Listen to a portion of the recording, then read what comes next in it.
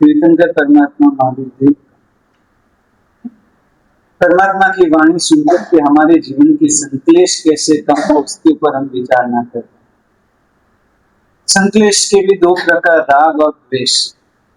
द्वेष को तो फिर भी हम संक्लेश रूप कभी मान लेते हैं, लेकिन राग को संक्लेश मानने वाले कितने। हमारे पूज्य जीत विजय जी दादा थे, उनके पास कोई वंदन करने आता था तब दादा पूछते थे, भाई कितने क्या करते हो। अहमदाबाद के सेठी उनके भक्त थे, परम भक्त, और तब पूछते थे कि तुम्हारी मिल कितनी। वो कहता है, बाप जी आपके आशीर्वाद से 1 मिल। दूसरा क्या है, बाप जी आपका पूरा हाथ ऊपर पड़ा है 3 मिल। तीसरा क्या, आपके आशीर्वाद से 3 तो थी और 2 डाली।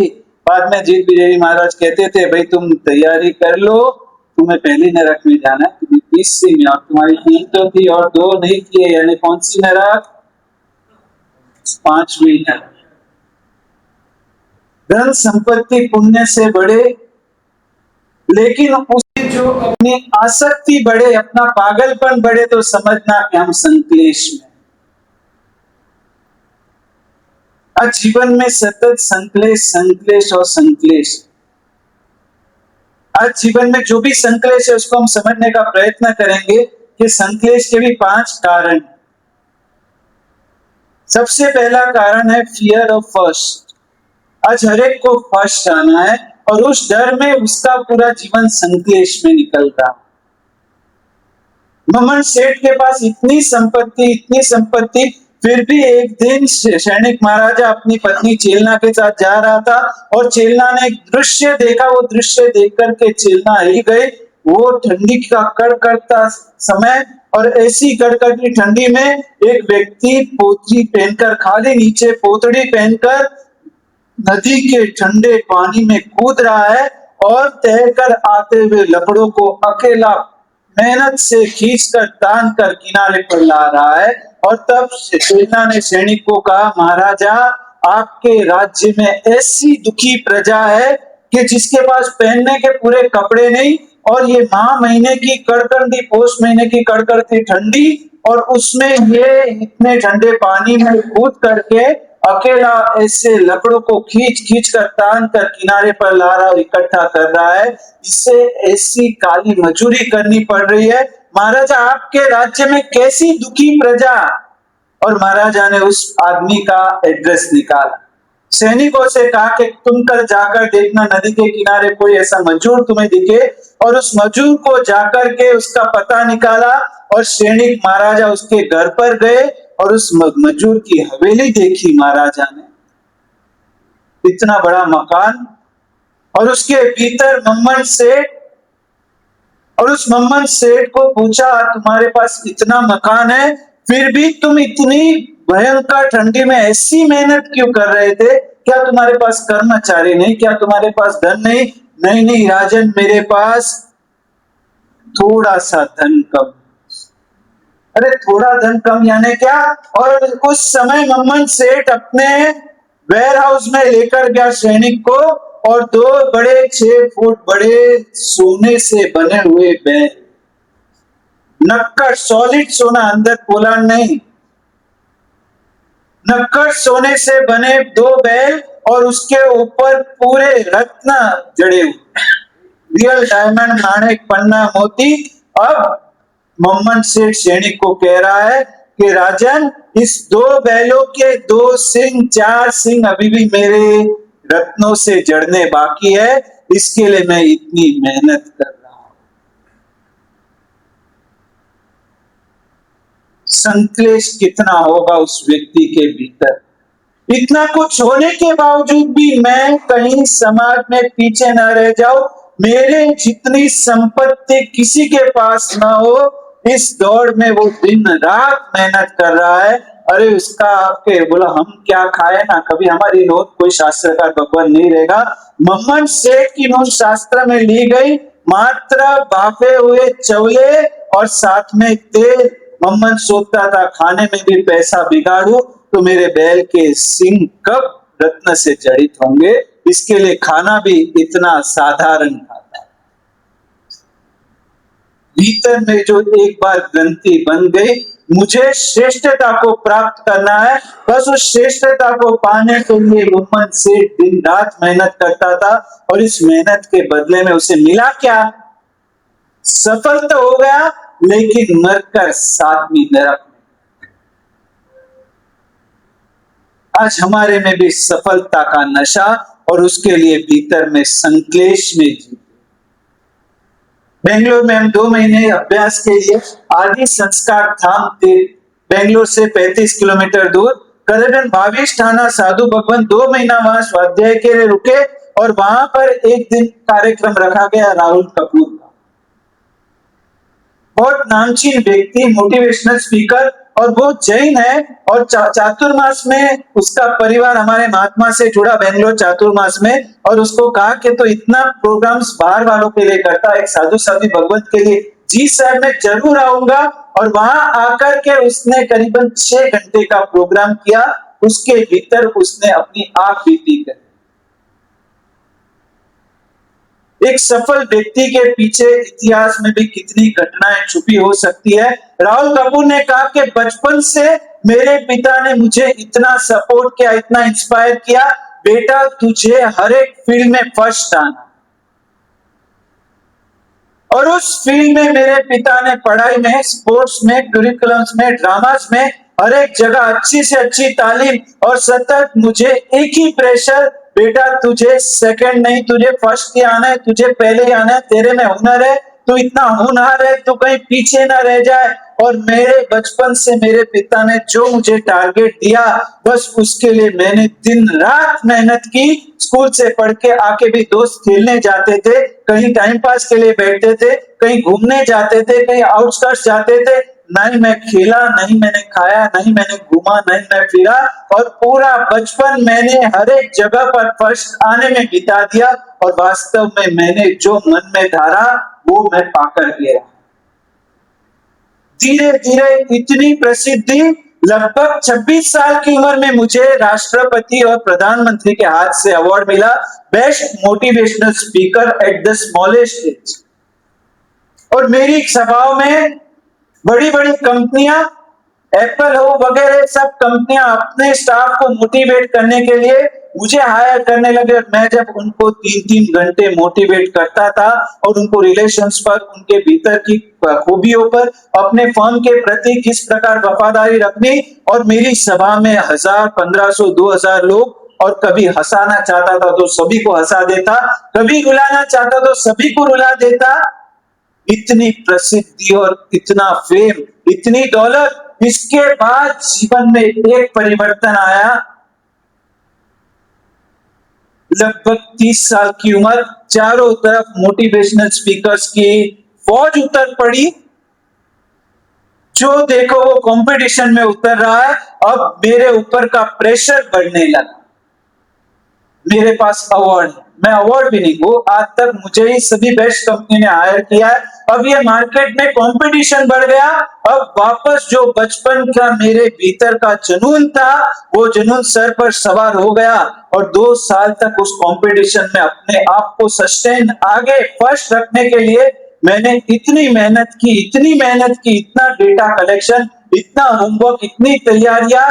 लगभग 32 साल की उम्र में पहली बार मैं बीमार पड़ा, और बीमार पड़ा उसके बाद धीरे धीरे धीरे शरीर के भीतर सब एबनॉर्मलिटीज चालू हो गई। और नहीं मानोगे, 6 महीने के भीतर मैं बेड रिडन हूं, बिस्तर पर, और तबीयत इतनी खराब हो गई। अब मुझे उठकर बाथरूम जाना है तो भी मेरी मिसेस, मेरे बच्चे या मेरे पापा, किसी ना किसी की सहायता के बिना मैं बिस्तर पर से बाथरूम तक भी नहीं जा सकता।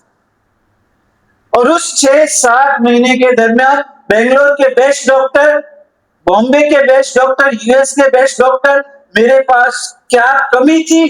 अच्छे से अच्छे डॉक्टर की दवा ली, कंसल्टेंसी की, लेकिन मेरी तबीयत सुधरने की जगह दिन ब दिन बिगड़ने लगी, और मैं चारों तरफ से हताश और निराश हूं। ये राहुल कपूर ने खुद आकर के हमें उसकी स्टोरी सुनाई। अब जब चारों तरफ से निराशा, छोटे बच्चे भी, मेरे 2 संतान हैं, वो कई बार मेरी बच्ची ने मुझे एक लेटर लिखा, पापा you are the best speaker of the world, लेकिन पापा आप थोड़ा हमारे पर गुस्सा कम करोगे ना, तो you can be the best पापा ऑफ द वर्ल्ड। मेरा प्रेशर इतना बिल्डअप हो रहा था, एक बाजू करियर का टेंशन, एक बाजू पेरेंट की तरीके से बच्चों के साथ का टेंशन, और उसके बीच मेरी तबीयत बिगड़ गई। 6 से 8 महीने best consultancy, best medicine, best diagnosis, फिर भी मैं दिन ब दिन कमजोर बनता गया। और उसके बाद मुझे एक किसी ने कहा, जर्मन में एक लेडी, जर्मनी में एक जर्मन लेडी है, डॉक्टर है, साइकेट्रिस्ट है। मैंने कहा मुझे साइकेट्रिस्ट की जरूरत नहीं, लेकिन उसने इम्पॉसिबल केसेस को क्योर किया है। और फिर उसके पास एक बार मैंने फोन किया और उसने कहा कि आपको क्या तकलीफ है। मैंने कहा ये तकलीफ है। उसने कहा कि देखो, आपकी तकलीफ ठीक करने के लिए मुझे 2 महीने चाहिए, और मैं जिस तरह आपको कहूं उसकी बातों में इतनी स्ट्रिक्टनेस थी। मैंने कहा नहीं चाहिए आपकी दवा, नहीं चाहिए आपकी कंसल्टेंसी, आप अपने पास रहने दो। इतनी बुरी हालत में भी मेरा एटीट्यूड बदला नहीं है, वही तेजी, स्वभाव में वही उग्रता। फोन कट कर दिया। वापस 20-25 दिन के बाद एक दिन मुझे याद आया, इतना परेशान हो रहा हो, आज तो बेड में ही, यहाँ पर यूरिन और लेटरिन भी बेड में करने की नौबत आ गई। अब चलो कुछ मुझे सोच आई, और मैंने 20 दिन बाद वापस उस जर्मन डॉक्टर को फोन किया, लेडी को फोन किया और फोन पर बात की। उसने पूरी मेरी केस हिस्ट्री सुनी। रात को 10 बजे फोन पर बात चालू की, 1 बजे पूरी की। 1 बजे उस लेडी ने मुझे कहा, mister Rahul, I can cure you without minutes. But doctor, how is it possible? कैसे आप कह सकते हो? मैंने इतनी सब इलाज करा दिए, एलोपैथी, आयुर्वेदिक, होम्योपैथी, जो भी ऑल्टरनेटिव मेडिकल थेरेपीज थी, उसमें गया, सब फेल हो गए। उस समय, ये सत्य घटना बता रहा हूं, आप उसमें से क्या सीख सको वो आपके ऊपर है। उस लेडी ने कहा जर्मन में बैठी बैठी कि तुम एक काम करो, आपके पास एक बुक और पेन है? हाँ मेरे पास पड़ा है, लेकिन मैं लिख नहीं सकता, पेन पकड़ नहीं सकता। नहीं, आप पकड़ो, मैं आपसे ऑन फोन लाइन चालू हूं, आप बैठो, लेकिन मैं बैठ नहीं सकता, मेरी कमर नहीं रह सकती है, मैं कंप्लीटली बेड पर सोते रहता हूं दिन भर। मैं आपसे कह रही हूं, आप बैठ सकते हो, विश्वास रखो, मेरे शब्दों पर विश्वास रखो। और उसके शब्द ऑनलाइन इंस्पिरेशन पर, मैंने आज तक दुनिया को इंस्पायर किया, आज जो मुझे इंस्पायर करे, खाली थोड़ी देर बैठो, लिखना चालू करो। क्या लिखूं मैं? पहले आप बैठो, बैठा, कहीं से कागज पेन निकाली, और अब आप लिखना चालू करो। पापा, आपने मुझे बचपन में एक गोल दिया, बेटा तुझे फर्स्ट आना। पापा, आपके गोल को लेकर के मैंने बचपन में अपना पूरा बचपन गवा दिया। ना ही मैं खेला, ना ही मैं घूमा, ना ही मैंने मस्ती की, ना ही मैंने दोस्तों के साथ एंजॉयमेंट किया, नहीं कपड़े अच्छे पहने, नहीं घूमने गया। पापा, आपने मुझे पहला ला दिया, लेकिन मेरा बचपना छीन दिया। पापा, आपके पास यदि पावर हो तो मेरा बचपन वापस लौटा। राहुल कपूर खेल रहा है कि क्या आप रबिश बात कर रहे हो। वो लेडी कह रही है कि मैं साइकोलॉजी पढ़ करके कह रही हूँ आप लिखो। और राहुल कपूर ने कहा, 1 बजे मैंने लिखना चालू किया, 1 घंटा 2 घंटा जो मैं 10 शब्द नहीं लिख सकता था, कहां से शक्ति आई पता नहीं, मैं कागज लिखता जा रहा हूं और वो लेडी इंस्पायर कर रही है, और लिखो और लिखो। और मेरे मन में, मुझे पता नहीं कि मेरे मन में क्या भरा पड़ा है, और उस समय सब चीजें बाहर निकल रही है। मेरे दोस्त खेलने जाते थे, तब मैं भीतर से इतना दुखी होता था, ऐसा होता था, ऐसा। पापा सामयिक में बैठे थे, उस समय मैं स्कूल से आया, और जहां मैं कुछ रेस्ट करने बैठा, और सामयिक में आपने कहा क्या कर रहा है, तू आराम करेगा, पीछे रह जाएगा, उठ तू तैयार हो। वो सब घटनाएं मुझे आज 26 साल पहले की, पता नहीं कहां मेरे दिमाग में थी। मैं लिखता गया 3:30 बजे तक मैंने 30 से 35 पन्ने लिखे। और वो लेडी कह रही, और लिखो, पन्ने को फाड़ो, और लिखो, पन्ने को फाड़ो। और 3:30 बजे मुझे प्रेशर आया और मुझे यूरिन की शंका हुई। मैंने कुछ नहीं, उस लिखने के फ्लो में बीच में पेन रखकर मैं उठ करके टॉयलेट गया, और टॉयलेट में, बाथरूम में जाकर मुझे महसूस हुआ, क्या मैं अपने पैरों से चलकर आया हूं? 9 महीने से 8-9 महीने से मैं बिस्तर पर से खड़ा भी नहीं हो सका। पेन हाथ में पकड़ता तो पूरा हाथ शेक कर रहा था। और ये क्या? अब राहुल कपूर को कॉन्फिडेंस आया, वापस आकर के उस लेडी को फोन पर कंटिन्यू किया, मैडम आज मैं अपने अपने आप पर वॉशरूम पर जाकर आया हूं। और वो लेडी कहती है, yes you are on the right वे।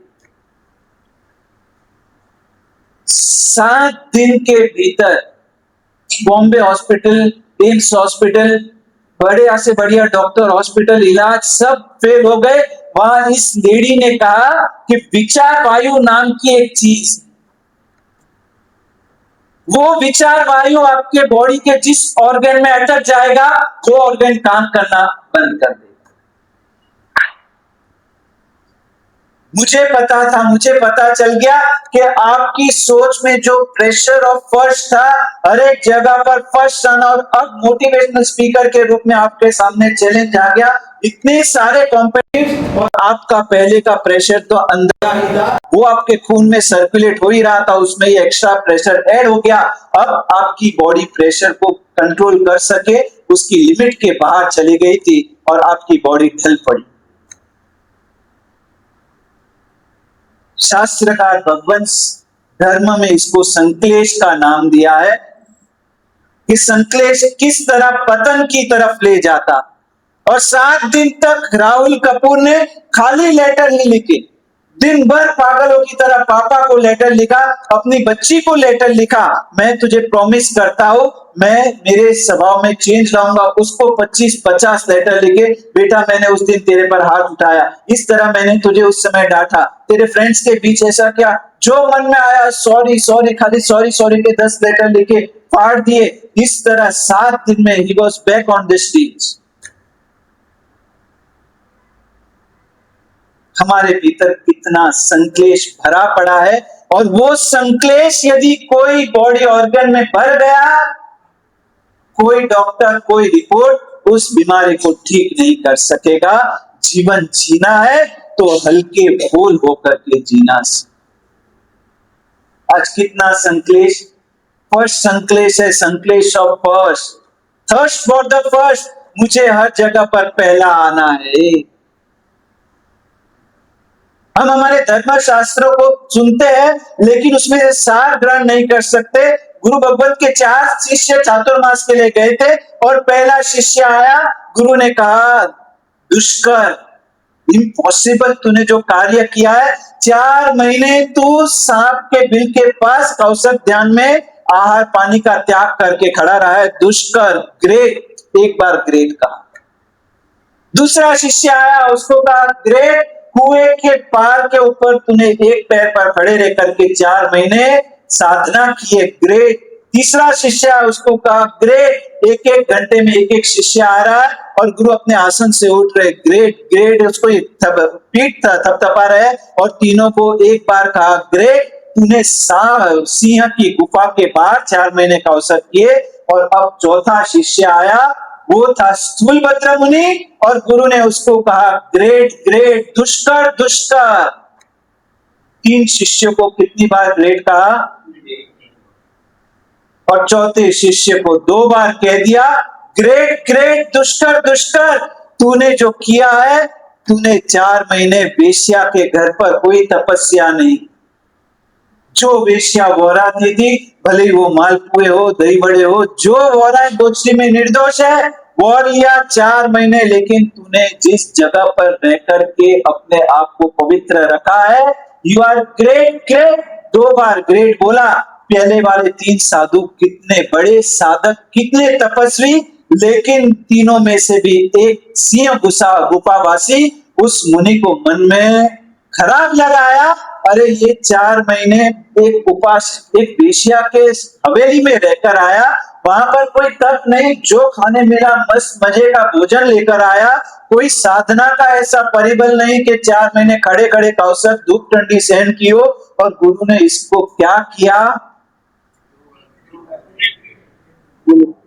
तकलीफ कितनी बड़ी थी, खाली एक बार दुष्कर ज्यादा बोला। एक ग्रेट शब्द ज्यादा वापरा और इसके भीतर विचार वायु में वो बात सेट हो, अन्याय हो।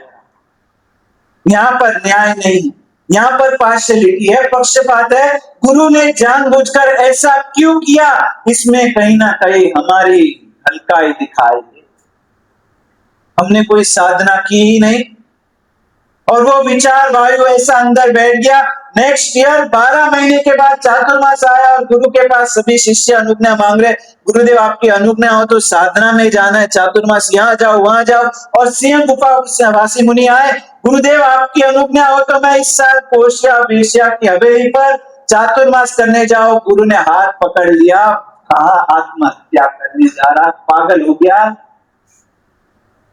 और गुरु की ना होने के बावजूद शिष्य ने कहा, अरे क्या मजाक कर रहे हो गुरुदेव, लास्ट ईयर तुलभद्र मुनि गए थे, उनको तो आपने मजे से रजा दी और आए तब आपने क्या कहा था। गुरु सोच रहे हैं कि कितना याद रखता है। 1 साल पहले एक शब्द ज्यादा एक को कह दिया, वो भी इसके दिमाग में भरा पड़ा है और बाद में क्या हुआ वो हम सबको पता है। गुरु की ना के बावजूद साधना करने गए और साधना का पहला दिन और पहले दिन के शुरुआत में ही सिंह गुफावासी उस वेश्या को कह रहे हैं कि ये मेरा रजोहरण आप ले लो और हम संसार के सुख भुगतना चालू। विदिन अवर्स जो 1 साल से मनोरथ बनाया था, मैं वहां जाकर के रह के बताऊंगा, 1 घंटे के भीतर तो सरेंडर टोटल, दीक्षा छोड़ने को तैयार। फर्स्ट फॉर द फर्स्ट, हर एक जगह जीत पाना। बोलो 2 देरानी जेठानी हो, किसकी जीत होती है? अड़ोस पड़ोस में हो, जीत किसकी होती है? मुझे आगे आना। जगत में जहां भी जीत की बात आती है, जीत शब्द ही किसी के पराजय पर आधारित शब्द है, लेकिन इस जगत को महावीर नाम के एक मसीह ने दूसरे को हराए बिना जीतने का तरीका बताया है।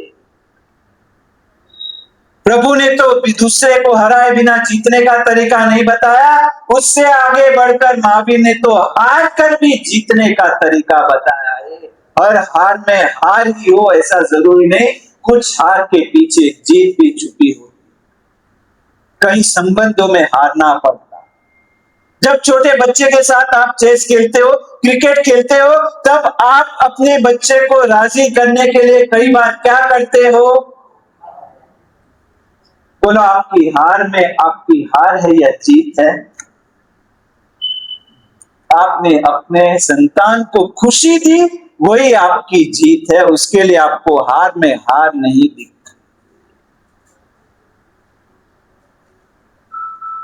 आज संबंधों में, समाज में महावीर के मार्ग पर चलने वाला कोई भी सदस्य वो किस थ्योरी पर चलेगा? दूसरों को हराकर जीतना है या दूसरों को जिताकर जीतना है, या अवसर आने पर हार कर भी जीतने की तैयारी रखनी है? अपने पास क्या तैयारी है? थर्स्ट फॉर द फर्स्ट, इस संक्लेश में से बाहर निकल जाओ। ये संक्लेश अनेक शारीरिक मानसिक पीड़ाओं की आमंत्रण पत्रिका है। आप शायद अपने आप को प्रूव भी कर दो, समाज में, संघ में या व्यवसाय में शायद आप आगे भी आ जाओ, लेकिन ये भीतर की आग आपको अंदर ही अंदर कहीं ना कहीं खा जाए। हमारे साधु जीवन में भी गुरुदेव कई बार भाषा में कहते हैं, 2 चीजें ऐसी है खतरनाक जो व्यक्ति को बाहर से तो फुला देती है लेकिन भीतर से खोखला कर देती है। वो चीजें है तुलना और स्पर्धा। आज हर एक बात में तुलना हो रही, हर एक क्षेत्र में स्पर्धा हो रही है और वो सभी स्पर्धा में हम सब दौड़। गुजराती में किसी कवि ने 2 पंक्ति लिखी है, જ્યાં સુધી દોડતો તો લાગ્યું મારા જેવા કોઈ સમર્થ નથી, અને થાકીને પાછળ જોયું તો ખબર પડી આટલા દોડ્યાનો કોઈ અર્થ નથી। भागा तब तक लगा मेरे जैसा कोई समर्थ नहीं है, लेकिन थक कर के जब पीछे मुड़कर देखा तो पता चला इतना दौड़ने का भी कोई अर्थ ही नहीं। क्यों तुलना में जी रहे, क्यों दूसरों के साथ स्पर्धा में अपनी खुशी अपने हाथों से गवा रहे। एक चाइनीज सदगुरु और उसका जन्मदिन, और उस जन्मदिन पर उसने पूरे चाइना में, तिब्बत में जाहिरात करा दी कि आज के दिन गुरुदेव सभी को आशीर्वाद देंगे और उस आशीर्वाद से आप ऐसे स्थान पर पहुंचोगे जहां से आपको जिंदगी में कोई कभी हरा नहीं सकेगा। और उस जाहिरात को सुनकर के पूरे चीन और तिब्बत की प्रजाजन में आनंद, चलो चलो आशीर्वाद लेने बच्चों को भी ले गए और औरतों को भी ले गए, ऐसे स्थान पर पहुंचेंगे जहां से हमें कभी कोई हरा नहीं सकेगा। और समय होते ही धर्मगुरु अपने स्टेज पर आए, पाठ पर आए और आशीर्वाद दिया। मेरा आशीर्वाद है आप सभी आखिरी स्थान पर पहुंच जाओ। दुनिया में एक ही स्थान ऐसा है जहां से आपको कभी कोई हरा नहीं सकेगा, वो पोजीशन है लास्ट पोजीशन। आप जब तक रेस में सेकंड लास्ट भी हो, कोई ना कोई आपको हरा करके लास्ट बना देगा, लेकिन आप लास्ट पर हो तो आपको हार का डर है, आपको पीछे रहने का डर है। मेरे पीछे कोई है ही, उसने आशीर्वाद दिया आप सब लास्ट स्टेज पर पहुंच जाओ, बस उस स्टेज से आपको कभी जिंदगी में कोई नीचे नहीं गिरा सकेगा। बोलो, लास्ट वाले को कोई और नीचे गिरा सकता है?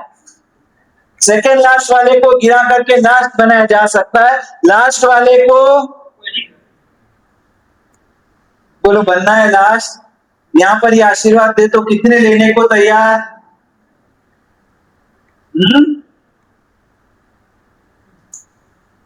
नहीं लोगे? वास्तव में हम सुखी होना ही नहीं चाहते। हकीकत ये, हमारे जीवन की आपको समरी बता दो ना, 8 वाक्यों में अपने जीवन की पूरी समरी आ जाएगी। हम सुखी नहीं है, सुखी होना चाहते हैं और सुखी दिखना चाहते हैं। हम दुखी है, हम दुखी होना नहीं चाहते और दुखी दिखना नहीं चाहते।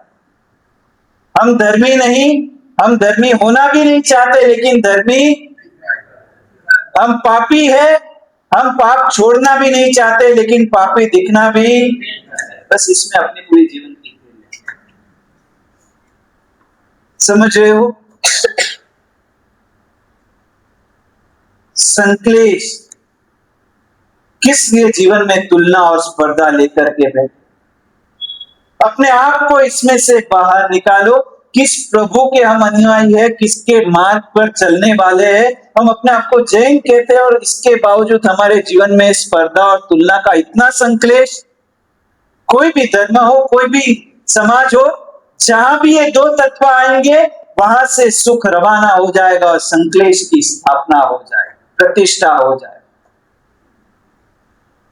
संक्लेश का सबसे पहला कारण थर्स्ट फॉर द फर्स्ट। संक्लेश का दूसरा कारण चॉइस फॉर परफेक्शन। जीवन में हर एक चीज परफेक्ट चाहिए। कहीं पर भी 19-20 हो और अपना मन डिस्टर्ब हो जाता है, हमें पसंद नहीं आता। आप अखबार पढ़ते हो, अखबार में से आप क्या पढ़ते हो पता नहीं, आपके पास दृष्टि क्या है। बीच में बहुत साल पहले की एक घटना है, एक 14 साल के लड़के ने अपने घर के 10th फ्लोर पर से जंप करके सुसाइड कर ली। कारण पता नहीं चला, सीआईडी ने कारण निकाला था, पता चला उसके हेयर स्टाइल को लेकर कर घर पर एक बहुत बड़ी बहस हो गई और माता पिता ने स्पष्ट कह दिया, दादा ने कह दिया, ऐसी हेयर स्टाइल इस घर में नहीं चलेगी। बस उस परफेक्शन के पागलपन में ये हेयर स्टाइल आज चल रही है, बच्चे सब इसी हेयर स्टाइल में। उसके माँ बाप कहते, देख कैसा जंगली लग रहा है, ऐसे लगता है आदिवासी अभी नींद में से उठकर के आया। अपना फैमिली बैकग्राउंड देखो, अपने किस लेवल पर अपन जी रहे हैं। और उस लड़के को परफेक्शन का पागलपन, नहीं नहीं इसकी हेयर स्टाइल बदल के मैं स्कूल में जाऊंगा, कल मेरे फ्रेंड्स क्या कहेंगे, मेरी जो गर्लफ्रेंड है वो क्या सोचेगी। इसके कारण तो सब मुझसे जुड़े हुए हैं। वो भीतर भीतर जो साइकोलॉजी खड़ी की परफेक्शन की, एक मात्र मान्यता में उसने सुसाइड।